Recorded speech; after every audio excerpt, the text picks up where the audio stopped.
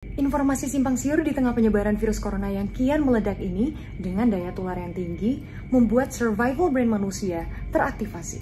Dengan adanya naluri untuk bertahan hidup, timbul kepanikan yang luar biasa. Bagaimana menyikapi COVID-19 ini dengan cerdas? Seperti apa penanganannya di Amerika? Sekarang, saya akan lab talk dengan seorang dokter asal Indonesia yang sedang berada di Amerika yang fokus pada medical education, interprofessional education, neuro-ophthalmology.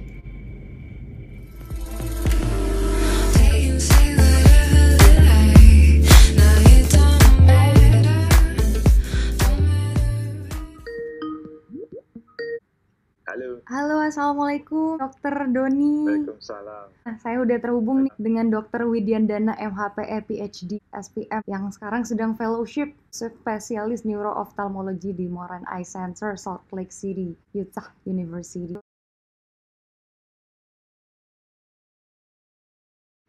Apa kabar dokter? Sehat? Alhamdulillah. Makasih sebelumnya dokter udah meluangkan waktu buat bergabung di Lab Talk dengan Filza. Kebetulan kan Dokter Doni lagi ada di Amerika nih. Masyarakat di Indonesia ini panik dengan penyebaran virus corona yang semakin meledak. Kalau di Amerika sendiri kan Presiden Trump declare sudah menjadi national emergency. Sekarang kondisinya sebenarnya di sana gimana? Sepanik apa? Iya, jadi saya kan di sini kebetulan tugasnya 2 bulan. Kemarin saya pas berangkat itu masih tenang-tenang aja walaupun Cina udah mulai heboh ya. Cuman semakin ke sini kondisinya kan semakin tambah banyak ya. Di Amerika saat ini juga sudah mulai serius. Yang saya rasakan sendiri ya. Kemudian mulai seminggu ini yang kerasa banget membuat kebijakan nyata lah. Itu ada petugas di sini itu ya semua pintu dijaga. Orang kalau datang itu dicek suhu tubuhnya, kemudian dikasih antiseptik and sanitizer untuk cuci tangan, kemudian ditanya kalau dia flu dikasih masker gratis. Cek suhu tubuh, penggunaan hand sanitizer, ada petugas-petugas di pintu-pintu tempat tertentu. Itu juga di Indonesia sudah mulai diberlakukan. Tapi pembagian masker ini berbeda dengan yang ada di Indonesia. Karena demand for masker itu banyak, jadinya kita sulit malah untuk mendapatkan masker itu. Culture itu kan berbeda ya, kemudian kondisi negara juga berbeda. Kebetulan saya beruntung banyak traveling, jadi saya bisa membandingkan. Nah, sebenarnya negara kita tuh nggak jelek, cuman memang karena kita juga masih negara berkembang ya, keteraturan orang-orangnya itu masih kurang. Kemudian kesadaran diri untuk menghargai orang lain masih perlu ditekankan. Nah, di sini itu mereka punya kebijakan. Masker itu diberikan gratis kepada orang-orang yang sedang flu atau orang-orang yang batuk-batuk, potensi menularkan atau kecurigaan seperti itu dipakai masker. Jadi memang perlu ditekankan ya dok ya, penggunaan masker itu prioritaskan untuk yang memang sedang mengalami beberapa gejala atau lagi sakit. Tapi yang sehat tidak perlu pakai kecuali lagi menjaga atau berada di dekat atau sedang kontak dengan yang sedang sakit. Sebenarnya seperti itu. Kalau yang saya pelajari dan saya terapkan di diri saya sendiri ya, pertama kita harus pelajari bahwa corona ini beda dengan flu biasa. Kalau flu biasa, virus itu dia berterbangan di udara gitu.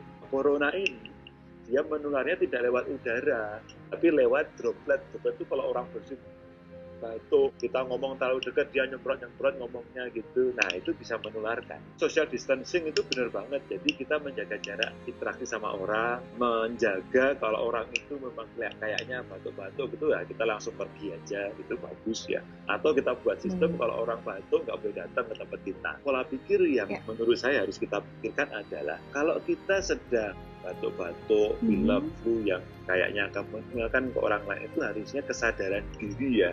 Kita langsung mengisolasi diri, menjauhi kepada orang lain, dan menggunakan masker. Nah, di Amerika, apakah benar-benar udah memiliki etika yang baik dalam hal menjaga penyebaran virus ini semakin besar? Kalau orang sini, karena mereka orang di negara maju ya, sudah biasa ditertibkan, hukum juga tegas. Nah, sehingga ketika ada anjuran seperti itu ya dia tertib. Rasanya kalau orang di negara maju itu mungkin dia cenderung malu. Kok malu ya kalau batuk-batuk kok nggak minta masker, nah, malu ya kalau batuk atau pilek nggak ngaku misalnya datang ke suatu tempat, dan dia malu kalau datang ke suatu keramaian atau kantor kalau dia sedang tidak enak badan. Tetapi kalau masalah paniknya sama loh. Saya tidak ingin kita menganggap bahwa orang Indonesia itu panikan, enggak. Orang sini juga panik. Ya, sanitizer juga habis. Mereka juga ngambilin masker di rumah sakit, sama perilakunya. Cuman di sini rumah sakit itu menyediakan memang untuk pegawai, jadi ruang operasi juga masker banyak di sana. Jadi kondisi-kondisi yang itu urgent dia prioritaskan. Barang tempat-tempat tertentu, handle, pintu, HP kita itu kan gampang kotor ya, kasih desinfektan. Itu untuk barang, beda dengan hand sanitizer untuk tangan. Dok, untuk penanganan dari rumah sakit yang ada di Utah khususnya, rumah sakit itu sudah bisa terlihat membludak pasien atau justru memilah-milih, nggak sembarangan untuk orang-orang dites virus corona, sakit dikit langsung diterima gitu? Nah, kemarin saya iseng ke rumah sakit, daerah Salt Lake ini kan ada yang miliknya University Utah itu lebih ketat. Jadi di pintu itu sudah dipisah itu jalur untuk pasien, jalur untuk pengunjung, jalur untuk staf itu dipisah dan dia ada petugas untuk jagain itu. Bahkan mereka juga nyebar kayak semacam brosur gitu ya, mungkin untuk mengakses diri mereka sendiri-sendiri. Di sini itu kantor sini pada kosong itu admin-admin yang tidak harus ke kantor disuruh di rumah dan itu legal, nggak apa-apa. Kebetulan ngajar di UGM juga ya, jadi saya juga kebetulan kaprodi S2 itu juga sudah diputuskan semuanya online. Di sini University of Utah juga gitu, jadi dia juga memutuskan semuanya freeze dulu online. Jadi untuk memutus rantai penularan, mereka memulangkan semua stafnya, semua dosen, mahasiswa itu silahkan bekerja dari rumah. Jadi pun saya juga boleh kok izin, saya bilang, ya kan saya di sini hanya observer ya, jadi tidak ada tanggung jawab khusus untuk menangani pasien, saya mau setengah hari. Dia bilang oke, nggak apa-apa. Cuman kita kan harus tahu ya, Mbak Firza kan juga kerja di pelayanan publik juga. Nah itu kan juga kebijakan ini kita lihat harusnya bijak juga, jadi pegawai juga dilindungi, kemudian pelayanan tetap jalan, sehingga yang tidak urgent untuk bisa dilayani bisa ditunda dulu. Dok, kapan harus periksa atau ikuti tes virus corona di rumah sakit? Dia bergejala, dia punya riwayat paparan atau tidak, tapi dia bergejala, apalagi punya paparan ya, batuk, pilek, demam, sesak nafas, wah itu kok mengkhawatirkan sekali. Orang seperti ini yang harus tes. Kalau kita lihat Korea Selatan menyikapi corona ini menarik banyak perhatian dengan melakukan tes virus corona sebanyak mungkin, per hari bisa sampai 15 ribuan yang dites. Itu dianggap sudah menjadi penting. Tapi kalau di Amerika sendiri kan ini kan penduduknya bisa dikatakan kurang lebih 6-7 kali lipat lebih besar gitu dibandingkan Korea Selatan. Betul.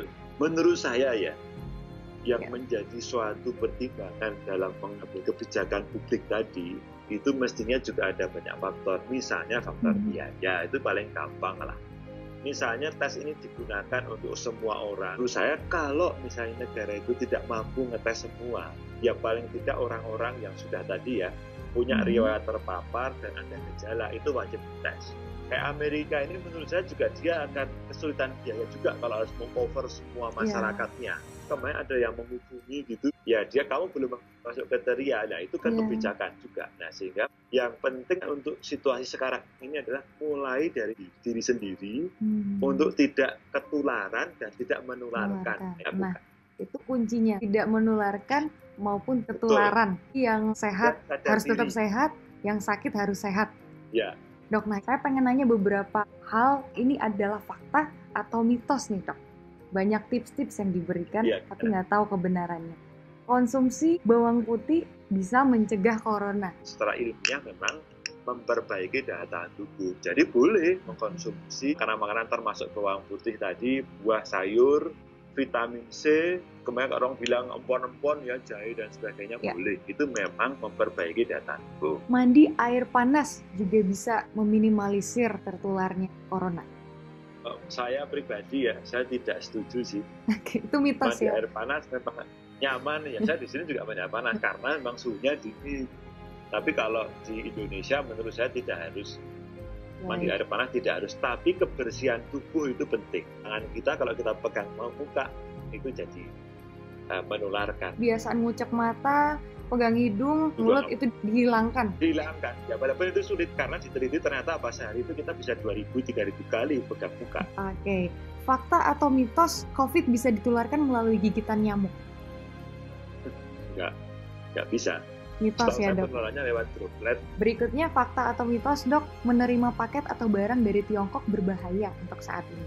Itu ada ilmiahnya. Jadi virus tadi memang kalau nempel ke barang atau benda itu bisa bertambah tahan. Kalau saya lihat informasi di internet itu bisa sampai 5 hari. Ketemu barang yang itu mungkin terinfeksi oleh virus corona, langsung main pegang aja ya mungkin bisa ketularan ya. Suatu barang ya, atau kita mau megang barang misalnya mouse ini ya, komputer ini kalau kita mau aman ya kita lap desinfektan dulu ya, terus kita cuci tangan baru kita pakai. Fakta atau mitos hewan peliharaan bisa menularkan COVID-19? Enggak ya, enggak ada tuh kabar kucing atau anjing kena corona kan enggak. Sampai ada. Sekarang Jadi, belum ada ditemukan tertular ya dokter? Ya. Melihat fenomena yang ada di beberapa negara, khususnya Cina yang pertama kali ditemukannya virus corona ini, kalau dari prediksi kira-kira ini akan berlangsung berapa lama nih dok? Ini kita pada was terus, tidak tahu sampai kapan. Ya, tidak pernah ada yang tahu jawabannya. Yang jelas kalau lihat pengalaman dari berbagai negara, ada yang sudah mulai menurun ya. Cina mengakui sudah mulai menurun. Singapura mengakui sudah mulai bisa mengendalikan. Di Korea juga dia sudah bisa menekan angka kematian. Tapi kayak di Italia itu sedang naik terus. Di Amerika sekarang sedang mulai aware. Di Indonesia juga kita sedang mulai untuk gawat darurat.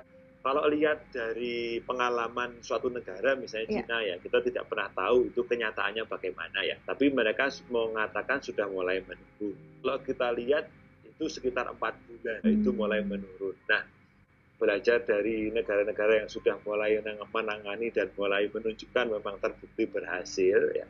Itu menurunnya ya sekitar 4 bulan. Orang sini sih bilang di Amerika kan ada musim panas, musim dingin gitu ya. Jadi mereka bilang mungkin habis summer karena itu panas mungkin akan menurun. Harapannya begitu, itu harapan deh.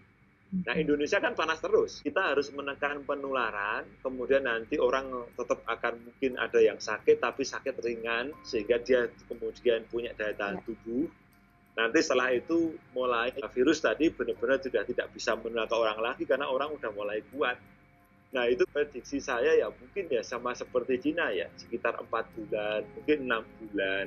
Kalau kita menangani dengan benar, kita harus selalu waspada. Moga-moga setelah itu kita semua waspada, menangani dengan benar, harapannya nanti setelah 4-6 bulan ke depan itu mulai menurun dan mulai aman. Baik, jadi intinya adalah memang kita semua tidak perlu panik, tapi tidak juga menyepelekan fenomena yang satu ini ya. Terus benar-benar cerdas, tenang dalam menghadapi ini biar bisa terlindungi. Baik dokter, terima kasih banyak. Jaga kesehatan buat semua ya. Baik, semoga kita semua terlindungi. Terima kasih sekali lagi Dokter Doni. Assalamualaikum. Ya, sampai ketemu lagi. Waalaikumsalam warahmatullahi wabarakatuh. Ya.